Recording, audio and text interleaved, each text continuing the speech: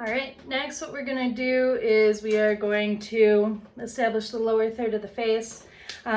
So first we'll take on the whole jaw shape. The bone that defines the jaw is called the mandible. And then we'll back up, kind of break up that full shape a little bit to specifically establish the base of the maxilla, which ends in our top set of teeth. Some of your images won't have teeth, so we'll also talk about how the softer shapes that sit above your teeth, like your lips, and the lines and shapes that define them sit relative to the underlying skeleton. All right, here we go. All right, so we already have our first measurement that we need. We did it right away. And that was that measurement from the base of the nose down to the base of the chin. And as you'll recall, so that was from vomer down to base of mandible, just at the base of our chin here. All right, pull it over, still stayed the same. That's excellent. All right.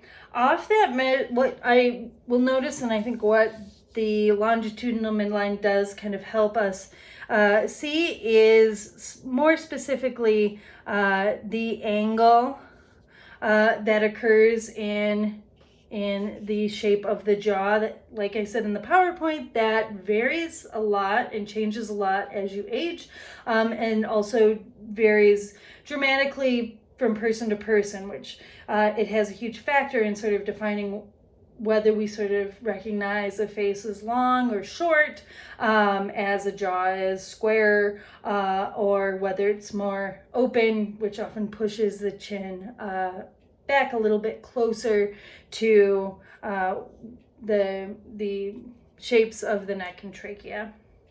And that just looks like a longer face. Justin has a fairly open angle on his jaw. I'll just show you there with some measuring sticks. Before I get to the point where I'm measuring an angle, I like to just sort of take it as a series of horizontal measurements up that longitudinal midline that I can just sort of use like a ruler and then connect the dots. So first, I'm just going to kind of go up from chin and look, kind of pulling a horizontal across to establish that kind of transition point from the rami that's sort of moving mostly in a closer to vertical orientation to the body of the mandible, which is going to relate more to horizontal, kind of leading us back to the center. Okay, and this is a little organic in process, but it feels like that transition is right about there. So that's where I'm going to stretch a horizontal across. I can define the limits of the width of the mandible at that point, and then I will just take first a vertical measurement on my longitudinal midline from base of chin up to the line that help me position or recognize the position of the angle of the mandible right there. We're gonna pull it over here. Sorry, I got some stuff in my way between when I started the last video. Here we go.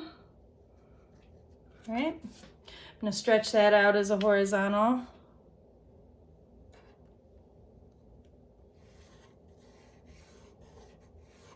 Okay, there we go. And now I'm going to establish the width along that line. Clean up my measuring stick just so I'm not confused. It's getting quite dirty. There we go. All right, right edge over at the right corner angle of the mandible. I'm going to pop a little line to show me where the center is, and now I'm pulling over to make a tick mark that defines the left edge too. All right, dropping it onto my drawing. All right, so now what I can do is I can connect from that widest point of the cheek down to that transition point, that angle of the jaw, to get a little bit more of Justin's face down. Before I go straight down to the chin, on his face in particular, I'm noticing a little bit of a squaring of that chin shape. It sort of flattens at the bottom, so there's a kind of a strong angle, then a flatter, square sort of shape at the bottom. So before I just connect this angle all the way down to the center line, I'm going to measure the width of his chin too. So here we go. Same thing. I just sort of gestured in where, based on light planes, based to where I see the transition of the angle at the edge of his face. I have just created a simplified sort of squared shape for his chin.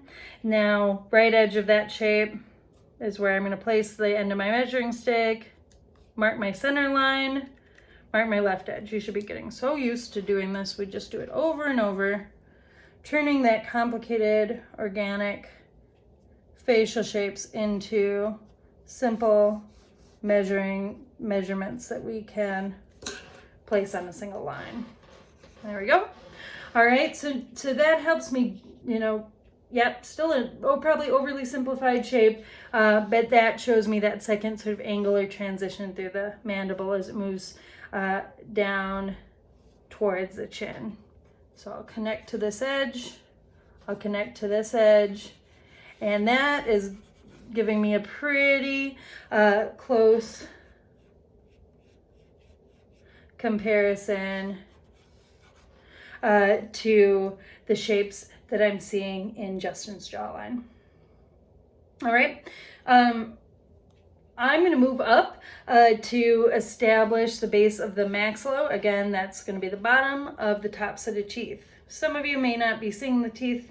Stick with me though, because sort of understanding what's happening there will help you place the lips, the soft shape of the lips in just a minute. All right. Since Justin is smiling, it's a really good landmark for me to be able to find. So I'm going to do quite a few measurements off of that. All right, clean up my measuring stick.